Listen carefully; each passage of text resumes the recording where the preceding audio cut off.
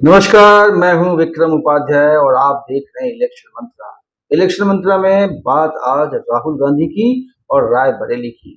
कहा जाता है रायबरेली गांधी परिवार का ऐसा संसदीय क्षेत्र है जिसका हमेशा से उस पर कब्जा रहा है। हालांकि बात काफी हद तक सही भी है। इस रायबरेली लोकसभा क्षेत्र का एक अपना इतिहास है और इस इतिहास की शुरुआत होती है फिरोज गांधी से, यानी इंदिरा गांधी के पति से। पहला चुनाव था देश में 1952 में और पहली बार रायबरेली क्षेत्र से फिरोज गांधी कांग्रेस की तरफ से मैदान में उतरे थे और जीते भी थे। 52 के चुनाव के साथ साथ अगली बार जब चुनाव हुआ 1957 में, तब भी फिरोज गांधी यहाँ के उम्मीदवार थे और दूसरी बार भी वो चुनाव जीते। दुर्भाग्य की बात रही कि फिरोज गांधी का निधन 1960 में हो गया और उसके बाद यह रायबरेली की सीट कांग्रेस की दूसरी नेताओं की तरफ पहुंच गई। फिरोज गांधी की मृत्यु के बाद भी रायबरेली का लोकसभा क्षेत्र कांग्रेस के कब्जे में रहा। 1960 में आरपी सिंह यहां से कांग्रेस की टिकट पर चुनाव जीते और 1962 में बैजनाथ कुरील। रायबरेली पर गांधी परिवार का कब्जा दोबारा फिर शुरू हुआ जब इंदिरा गांधी ने यहां से 1967 में चुनाव लड़कर लोकसभा पहुंची। 1967 के बाद 1971 और 1980 ये तीनों चुनाव इंदिरा गांधी ने रायबरेली सीट से ही जीती। यहीं से जीतकर प्रधानमंत्री बनी और देश पे उन्होंने एक लंबे समय तक राज किया। रायबरेली में ट्विस्ट तब आया जब इसमें राजनारायण की एंट्री हुई। राजनारायण एक समाजवादी नेता थे और इंदिरा गांधी के कट्टर विरोधी थे। राजनारायण ने इंदिरा गांधी के खिलाफ 1971 में पहली बार चुनाव इसी रायबरेली सीट से लड़ा। राजनारायण को पूरी उम्मीद थी कि वे इस लोकसभा का चुनाव भारी बहुमत से जीत जाएंगे, क्योंकि देश में इंदिरा गांधी का विरोध हो रहा था और उनको हवा का अंदाज लग रहा था। लेकिन हुआ उल्टा। राजनारायण इस सीट से काफी मतों से हार गए और इंदिरा गांधी जीत गई। लेकिन राजनारायण माने नहीं और अपनी हार को स्वीकार करने के बजाय वो इलाहाबाद हाई कोर्ट पहुंच गए। इलाहाबाद हाई कोर्ट में उन्होंने आरोप लगाया कि इंदिरा गांधी ने अपने रसूख के बल पर और शराब और पैसे बांटकर यह चुनाव जीतकर वो लोकसभा पहुंची हैं। राजनारायण कोर्ट पहुंचे और इंदिरा गांधी के खिलाफ अदालत से फैसला आ गया। हालांकि फैसले की चुनौती सुप्रीम कोर्ट में दी गई है, तब तक हाई कोर्ट ने इंदिरा गांधी पर एक सांसद होने के नाते जो अधिकार थे या जो उनकी जिम्मेदारियां थी उसको पूरा करने पर रोक लगा दी। मामला धीरे धीरे पहुंचा 1975 तक। धीरे धीरे कांग्रेस अध्यक्ष और कांग्रेस की सर्वमान्य नेता इंदिरा गांधी के खिलाफ एक माहौल बनने लगा और उस माहौल के दबाव में आकर इंदिरा गांधी ने देश में आपातकाल लागू कर दिया। आपातकाल 1977 में हटा और फिर से चुनाव हुआ। इस बार राजनारायण ने इंदिरा गांधी को कड़ी टक्कर में नहीं बल्कि आसानी से हरा दिया। हालांकि जनता पार्टी की सरकार जो 77 में बनी थी वो ज्यादा लंबी चली नहीं और देश में फिर से 1980 में चुनाव हो गया। 1980 के चुनाव में इंदिरा गांधी इसी रायबरेली की सीट से भारी बहुमत से जीती। यानी जो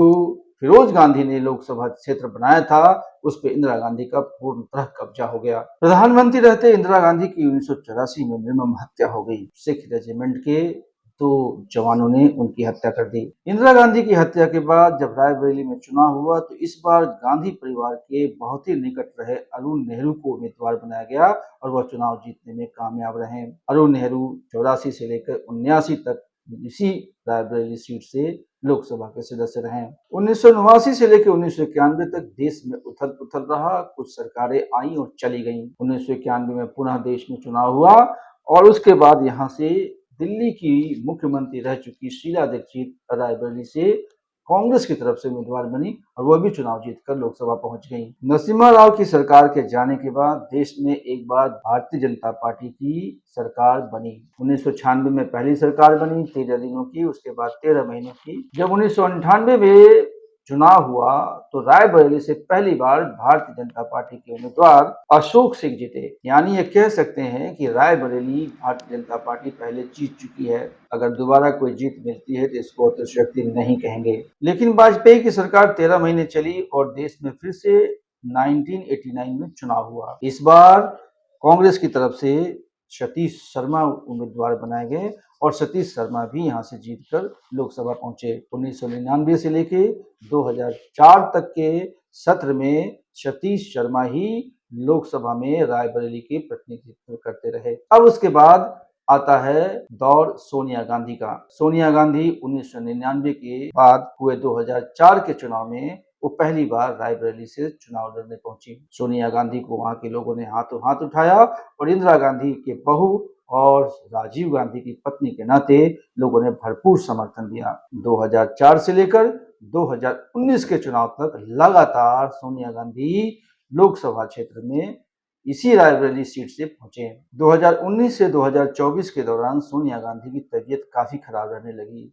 वो लगातार अस्पतालों में आने जाने लगी और लगा कि शायद वो सक्रिय राजनीति से दूर होना चाहती हैं, और ठीक हुआ भी। 2024 के चुनाव से ठीक पहले तो सोनिया गांधी राज्यसभा से चुनी गई और इस बार उन्होंने उत्तर प्रदेश के बजाय राजस्थान का रुख किया। 2014 से लेकर 2024 तक नरेंद्र मोदी भारत के प्रधानमंत्री रहे और 10 सालों के शासनकाल में लगा कि कांग्रेस जड़ से उखड़ गई है। कई ऐसे चुनाव हुए जहां कांग्रेस को लगातार पराजय मिली।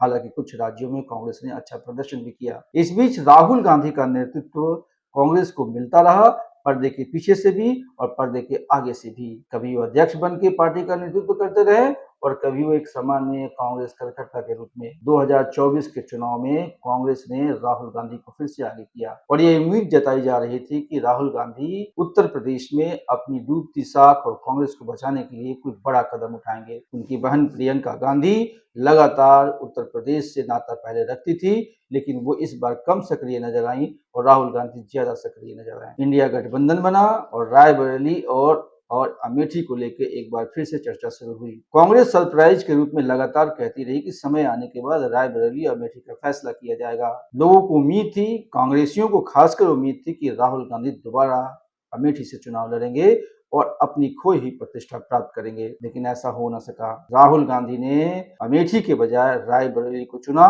राहुल गांधी इस सीट पर अगर विजय प्राप्त करते हैं तो कांग्रेस की वह परंपरा कायम रहेगी जहां कहा जाता है कि रायबरेली कांग्रेस की पुश्तैनी सीट है। लेकिन कांग्रेस की मुश्किल ये है कि धरातल पर कांग्रेस का संगठन गायब है। रायबरेली में राहुल गांधी के सामने चुनौती कोई आसान नहीं है, क्योंकि भारतीय जनता पार्टी ने दिनेश प्रताप सिंह को अपना उम्मीदवार बनाया है। दिनेश प्रताप सिंह लोकल लीडर हैं और यहाँ महाराजा के रूप में याद किए जाते हैं।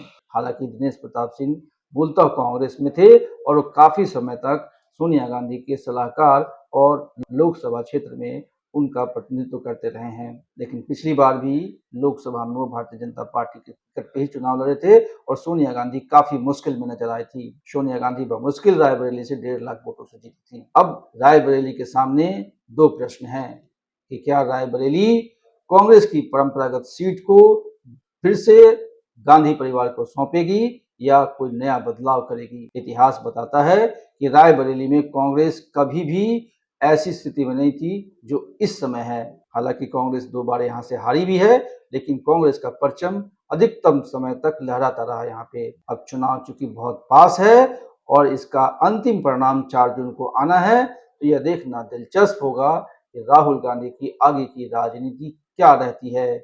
उनका राजनीतिक भविष्य हालांकि केवल रायबरेली पर नहीं टिका है, क्योंकि वो वायनाड से भी चुनाव लड़ रहे हैं। लेकिन अगर उनकी जीत होती है तो ये माना जाएगा कि कांग्रेस के लिए अभी भी उत्तर प्रदेश और खास करके रायबरेली और अमेठी अभी भी अवैध किला बना हुआ है। तो हमने रायबरेली लोकसभा सीट की यह कहानी आपको बताई। आपको ये प्रोग्राम कैसा लगा आप हमें जरूर बताइए और देखते रहिए इलेक्शन मंत्रा। और हाँ, इलेक्शन मंत्रा को सब्सक्राइब करना ना भूलिए। नमस्कार, जय हिंद।